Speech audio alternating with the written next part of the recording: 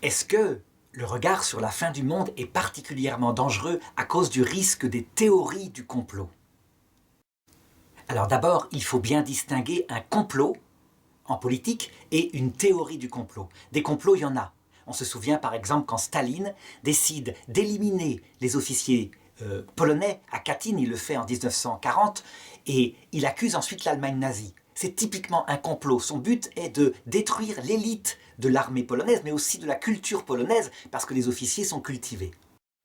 La théorie du complot, c'est autre chose. C'est quand on commence à établir des connexions qui souvent remontent à des siècles entiers, à partir, je dirais, de petits groupes qui tireraient les ficelles du monde, qui peuvent être les jésuites, les juifs, qui peuvent être les Illuminati, les francs-maçons. Chaque siècle a, je dirais, son bouc émissaire, et qui organiserait sur des siècles tout le malheur qui existe pour le monde.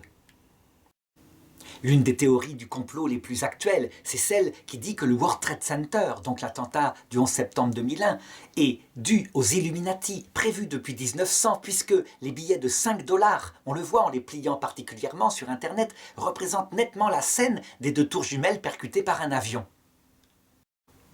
Donc que ces Illuminati, petit groupe franc-maçon satanique d'environ 15 personnes, auraient même fait miner le World Trade Center, ce qui impliquerait des connexions avec les plus hautes autorités d'Amérique pour que les avions les frappant, qui sont peut-être pas d'ailleurs des vrais avions, mais des avions camouflés, fassent qu'ils s'écroulent comme cela. Évidemment, ça impliquerait tellement de complicité dans un pays libre comme l'Amérique, où on sait qu'un seul journaliste peut faire sauter un président aussi puissant que Nixon, qu'on a là typiquement ce qu'on appelle une théorie du complot.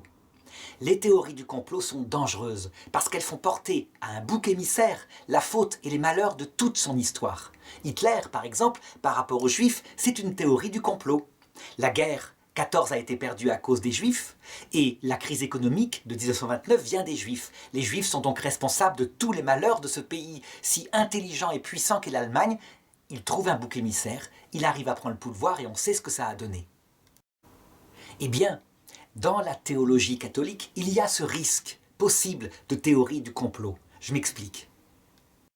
Dans l'épître aux Éphésiens, au chapitre 6, verset 12, saint Paul nous avertit en disant « Vous êtes attaqués par toutes sortes d'êtres humains qui vous veulent du mal, mais souvenez-vous que ce n'est pas contre des êtres de chair et de sang que vous combattez, mais contre les principautés, contre les puissances, contre les princes de ce monde de ténèbres, contre les esprits du mal qui habitent les espaces célestes. » Autrement dit, contre les anges révoltés qui complotent contre l'humanité. C'est ce qu'on appelle le mystère de l'iniquité. Ils veulent que le maximum d'êtres humains se damnent afin de triompher contre Dieu et d'obtenir de lui la vision béatifique sans les conditions qu'il méprise, l'humilité et l'amour.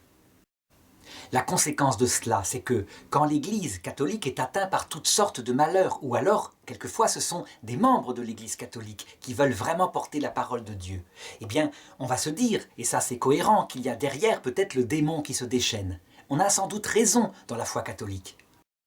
Seulement, très vite, en constatant, je dirais, le plan organisé de ceux qui veulent détruire l'Église de l'extérieur, ça peut être des anticléricaux, ça peut être des francs-maçons, ça peut être simplement des athées, et de l'intérieur, ça peut être des prêtres dévoyés, eh bien, les gens se disent, il y a manifestement une organisation, et donc des gens sur Terre qui tirent les ficelles, et c'est là qu'on va passer à une théorie du complot, parce qu'en réalité, Lucifer, le démon, lui, il ne fait pas de plan d'alliance. Il en fera peut-être avec le dernier antéchrist à la fin du monde, peut-être que lui saura, mais en général, il se sert simplement des passions humaines, qu'il confronte les unes aux autres pour que les hommes se déchirent, en secouant l'humanité comme un pommier pour faire tomber ses fruits d'un excès à un autre. On le voit avec la Seconde Guerre mondiale. On ne peut pas dire que Hitler est allié avec Staline, bien qu'il fasse un pacte à un moment donné. Non, ils se détestent en fait.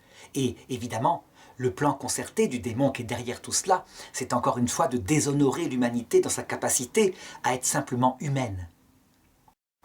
Donc, dès qu'on croit dans une théologie catholique dévoyée, que ces hommes-là savent ce qu'ils font avec le démon, qu'ils le font en toute lucidité, on va élaborer une théorie du complot. On va sortir de ce que dit saint Paul, à savoir que les êtres humains sont manipulés, quelquefois sans s'en rendre compte, et même la plupart du temps par ces forces négatives, et donc on risque de perdre la paix intérieure, et sa propre, je dirais, contemplation du mystère de Dieu qui laisse agir effectivement en partie les forces du mal. Donc pour sortir de ce piège, il faut toujours se souvenir, avec le livre de Job, que rien ne serait possible au démon si Dieu ne le permettait. Et là, quand on regarde les choses par Dieu et non pas par le démon, eh bien, on est obligé non pas d'être dans l'accusation et la théorie du complot, mais dans l'interrogation par rapport à ce que Dieu nous veut. Pourquoi il permet tout cela ?